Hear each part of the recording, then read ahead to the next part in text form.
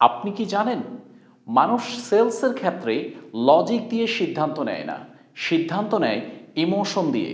আজকে আমি দেখাবো কিভাবে আপনি ইমোশন দিয়ে আপনার সেলসটাকে কমপ্লিট করবেন। অনেকেই সেলস স্পিচে ফিচার্স প্ল্যান এবং বিভিন্ন ধরনের কোয়ালিটি আপনার প্রেজেন্টেশন করে।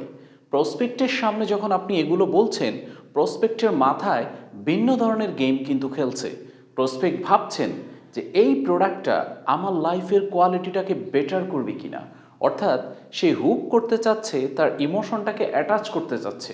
সেই ক্ষেত্রে যদি আপনি মিস করেন, তাহলে আপনার সেলসটা কনভার্ট হওয়ার ক্ষেত্রে রেশিওটা অনেক কমে যাবে।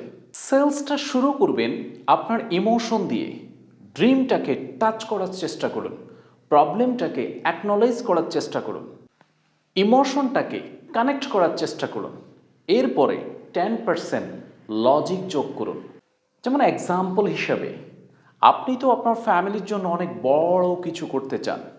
এই অপরচুনিটি আপনাকে সেই চান্স দিবে। আপনার সময় কম, এই সলিউশন আপনাকে সময় ফেরত দিবে। আমি জানি আপনি স্ট্যাবিলিটি চান, তাই আমি এই অপরচুনিটিটা আপনার সাথে শেয়ার করছি। আপনি ডিজার্ভ করেন বেটার লাইফ, এটাই সেই প্রথম স্টেপ। বেশি বলবেন না, শুনবেন বেশি। প্রসপেক্টের ইমোশনটাকে মিরর করার চেষ্টা করুন, তাদের স্টোরির সাথে আপনার প্ল্যানটাকে ম্যাচ করান।